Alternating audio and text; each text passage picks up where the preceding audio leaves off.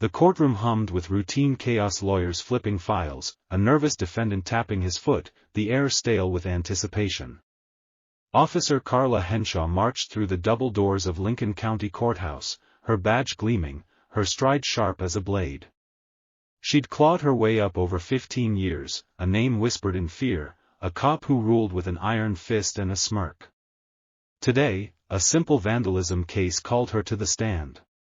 But then she saw him, a black man in a crisp suit, standing near the bench, murmuring to a clerk. To Carla, he didn't belong.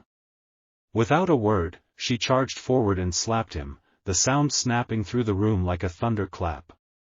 Gasps erupted, a coffee cup hit the floor, splashing brown across the tiles, and the bailiff froze mid-step. Time buckled, the man didn't flinch. He adjusted his cufflinks, turned slowly, and met her glare with eyes like granite. "I'm Judge Marcus Tate," he said, voice smooth as a river stone, "and you just struck the presiding judge." Carla's chest tightened, her hand still tingling from the blow. She blinked, mouth twitching. "I thought he," but the words crumbled. Phones flashed to life, capturing every angle, the red lights winking like a swarm of fireflies. The clerk dropped her pen, the defendant's jaw fell, and a lawyer's briefcase clattered open. Judge Tate's gaze never wavered. "Recess." 10 minutes, he declared, then glided to his chambers, leaving a stunned silence in his wake. Carla stood alone, her pristine uniform now a spotlight on her shame. She'd built an empire on intimidation, but in one reckless swing, the cracks began to show, and they'd only widen from here. The courtroom doors swung shut behind Judge Tate, but the silence roared louder than any gavel. Carla Henshaw stood rooted, her boots glued to the scuffed floor, her pulse hammering in her ears.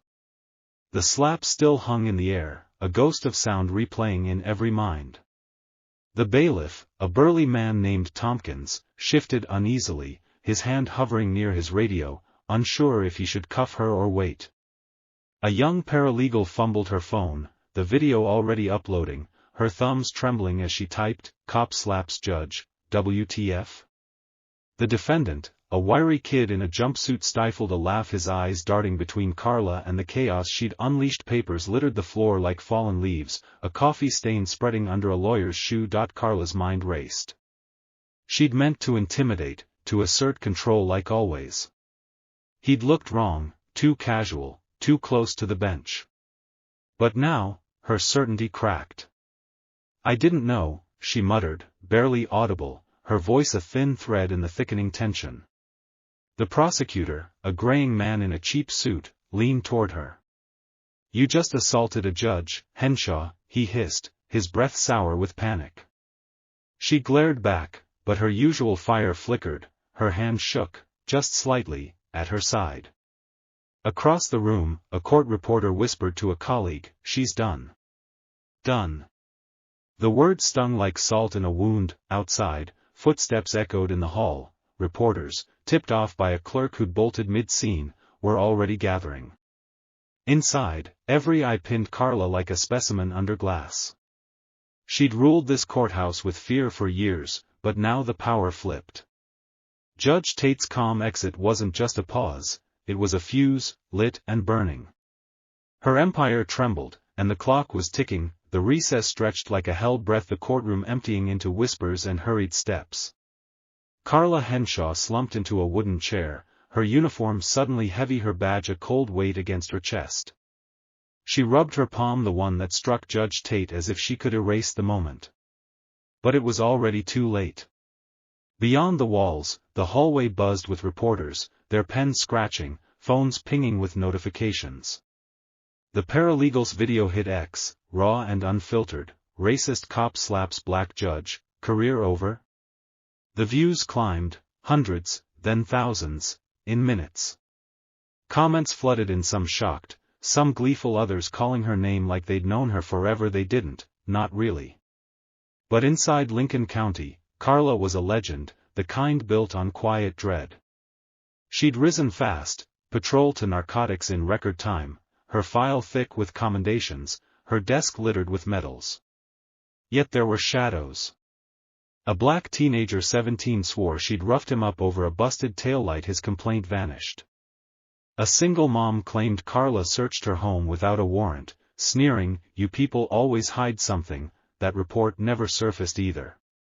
Whispers followed her slurs in the break room, threats to rookies who dared question her. She untouchable, they'd say, half in awe, half in fear.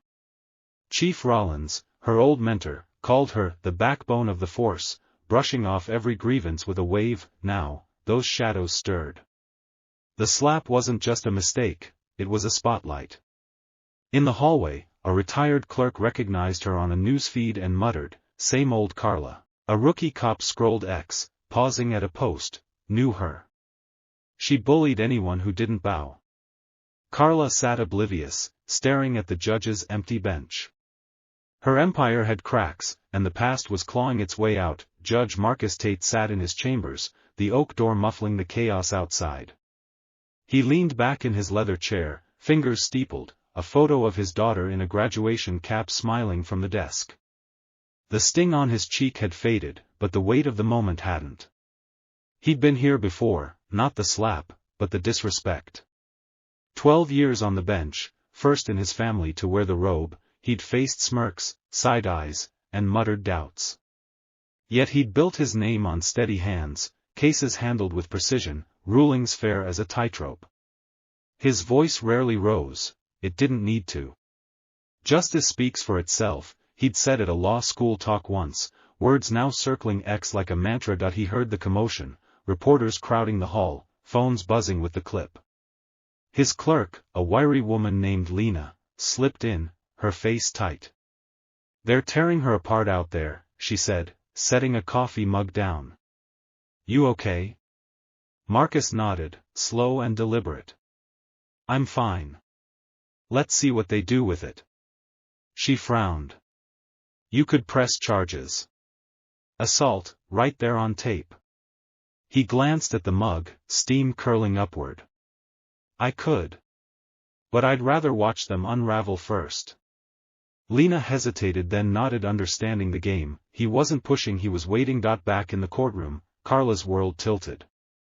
The video hit local news, the anchor's voice sharp. Officer Henshaw, known for aggressive tactics, struck Judge Tate in a stunning display. X exploded, hashtags like #justice slapped trending. Marcus stayed still, sipping his coffee, the calm eye of a growing storm. He knew the slap wasn't just about him, it was a thread, and pulling it would unravel Carla's reign. Her empire wasn't crumbling yet, but the seams were splitting, and he held the needle. The courthouse steps swarmed with cameras as the recess ended, a frenzy of lenses and shouted questions. Carla Henshaw lingered inside, her spine stiff, her fists clenched at her sides. The video had claws. By noon, it racked up 1 million views, the slap looping on every screen from Lincoln County to the coast. "Racist cop picks the wrong fight," one headline blared. Comments piled up, "She's toast, about time, who is she?" The answer came quick. A former arrestee posted grainy dashcam footage, Carla cursing at a black teen, her baton tapping his hood. "She framed me," he wrote. The clip spread like wildfire, ex-users digging deeper, unearthing stories she'd buried. In the precinct, the air shifted. Officers who'd once clapped her back now avoided her gaze. Her locker, once a shrine of bravado, stickers, a faded "Top Cop" plaque, felt like a relic. Chief Rollins called, his voice clipped, "You're on leave. Stay off the grid. No good cop spiel this time, just cold distance." Her phone buzzed with texts from allies turning ghost, "Can't talk now, this is bad, Carla." A rookie she'd mentored leaked an old report, Carla planting weed in a glove box, laughing as she filed it. Insurance, she'd called it. The floodgates creaked. Judge Tate returned to the bench, his suit pristine, his face unreadable. "We'll resume," he said, voice slicing the murmurs. Carla sat in the gallery now, no longer a witness, just a spectator to her own collapse. Reporters scribbled furiously, a protester outside chanted, "No badge, no shield." Her name trended higher than Tate's, but not for glory.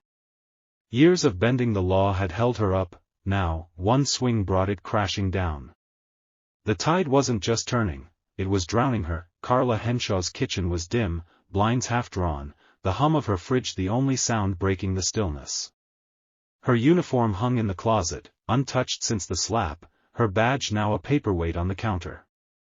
Outside, a news van idled, its crew sipping coffee, waiting for a glimpse. Inside, her phone glowed with notifications, missed calls from reporters, a curt email from the union, "We're reviewing your case." Her daughter, Mia, 22, hadn't answered since yesterday's "What the hell, Mom?" text. Carla scrolled X, the screen a mirror of her ruin. "Henshaw's a bully with a badge, karma's real." A viral thread listed her sins: stops without cause, threats caught on shaky video, complaints swept under precinct rugs. She'd ruled Lincoln County like a queen, cops feared her temper, suspects her glare. Internal Affairs had a drawer of her not sustained files, each one a wink from Chief Rollins. "You keep order," he'd said, handing her a medal 2 years back. Now, that order frayed. A retired sergeant called a local station, voice gravelly, "She roughed up my nephew, nothing stuck."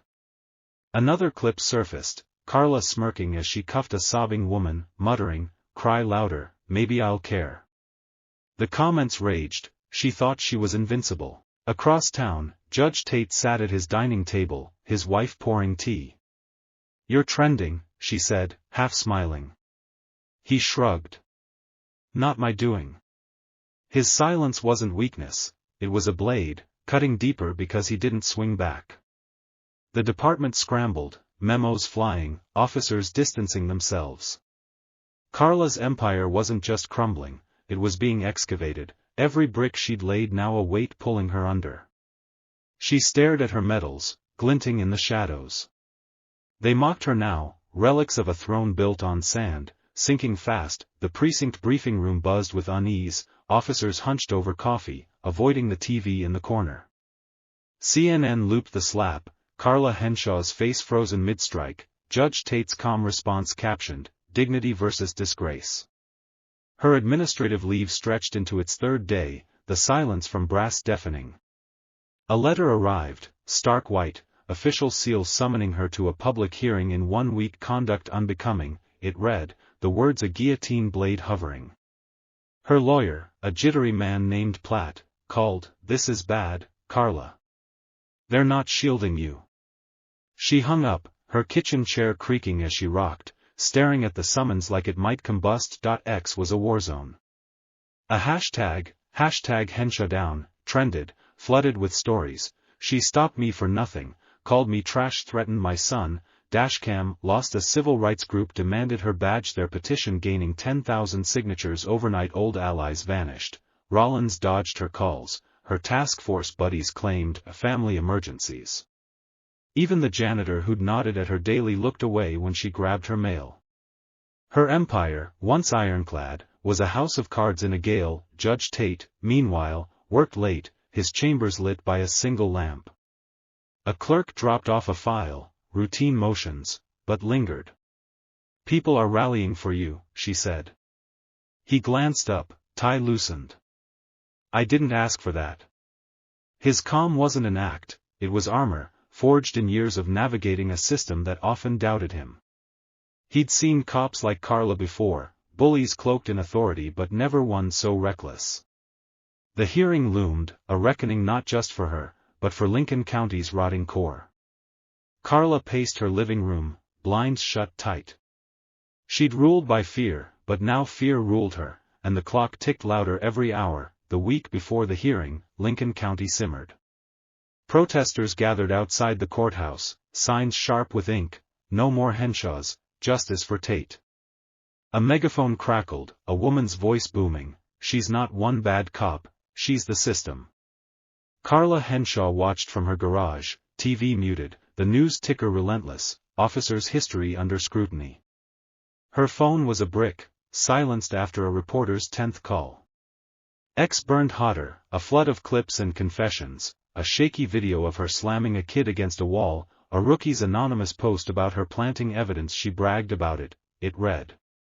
The views ticked up, 5 million, then 10. Her name was poison now. A local diner took her photo off its Hometown Heroes wall, the frame left empty like a scar. Her daughter, Mia, posted a cryptic story, learning who people really are, then went dark. Carla's inbox filled with hate mail, one line haunting her, "You slapped him, but you hit us all." She tried a radio interview, voice trembling, "He startled me, I reacted." The host cut her off, "That's weak, officer," and the backlash doubled. Even her diehards winced. Judge Tate walked past the protest, head high, ignoring chants of his name. A reporter shoved a mic forward, "Charges?" He paused, voice even, "I trust the process." That clip went viral too, his restraint a stark foil to Carla's chaos. At home, his wife hugged him tight. "You're too good for this mess," she said. He smiled faintly. "It's not about me." But it was, his dignity lit the fuse. Carla's empire wasn't just crumbling, it was being torched by a public done waiting. She sat in her dim garage, the summons crumpled in her fist. The hearing was days away, and the mob was already at her gates. The Lincoln County Assembly Hall was packed, air thick with sweat and murmurs. Carla Henshaw shuffled in, her black blazer ill-fitting without the uniform's armor, her eyes darting like a trapped animal's. Rows of faces, residents, activists, cops, stared, some with pity, most with scorn. Judge Marcus Tate sat near the front, no robe, just a gray suit and a notepad, his presence quiet but seismic. The Civilian Review Board loomed at the head, 5 stern figures behind a table. Chairwoman Evelyn Reed banged a gavel, voice crisp, "We're here to examine Officer Henshaw's conduct, past and present." The screen flickered, there it was, the slap, replayed in high definition. The room inhaled as one testimony followed like blows. A former partner, voice shaking, said, "She threatened me into silence after a bad stop." A mother wept, "She terrorized my son for jaywalking." Dashcam clips rolled, Carla sneering, intimidating, unyielding.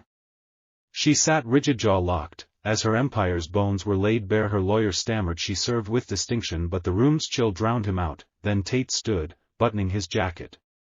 "I won't linger on the obvious," he said, nodding at the screen. "This isn't about one moment, it's about years of power without reins. Accountability starts here." His words landed soft but heavy, no anger, just truth. The crowd leaned in, pen scratching, phones recording. Carla met his gaze for a split second, then looked away, her hands trembling under the table. The board recessed, returning with a verdict: Officer Henshaw is terminated, benefits revoked, case referred to the DA. She blinked, airless, as the room emptied. Tate walked out, head high, not glancing back. Her reign ended not with a bang, but a quiet erasure, her badge gone, her legacy ash. The fall was complete, and the silence screamed. Lincoln County woke to a quieter dawn, the hearing's dust settling like ash. Carla Henshaw's house sat dark, "For sale" sign stabbed into the lawn, her medals boxed in the attic. She'd slipped away overnight, a ghost fleeing the wreckage.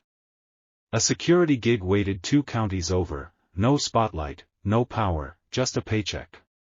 Her phone stayed off, Mia's last text, "Goodbye, Mom," unanswered. X slowed its churn, but her name lingered in threads. She's gone, but what's next? The clip still haunted feeds, a cautionary tale racking up views, the slap a drumbeat of reckoning. The precinct felt the quake. Chief Rollins resigned, his good cop shield cracked. New policies rolled out, body cams mandatory, bias training with teeth. Officers whispered in halls, old loyalties fraying as internal affairs dug through Carla's shadow files. Protesters dwindled, but their sign stayed, propped against the courthouse. Change now. A town hall buzzed with voices, angry, tired, hopeful, demanding more than promises. She was a symptom, an elder said, glasses glinting. Fix the disease. Nods rippled through the crowd. Judge Marcus Tate returned to his bench, the courtroom fuller now, eyes sharper. A clerk slipped him a note, "You're a hero." He tucked it away, unopened. At home, his daughter hugged him, whispering, "Proud of you." He smiled, soft but real. "Just did my job." His calm had sparked it all, not vengeance, but a mirror held to the system's face. Cases moved on, but the air shifted, less fear, more weight. Carla's empire was rubble, her fall a warning etched in Lincoln's bones. The slap faded from headlines, but its echo didn't. It wasn't closure, it was a beginning. Justice didn't shout, it stood firm. And the county listened, for once. Subscribe, we're just getting started.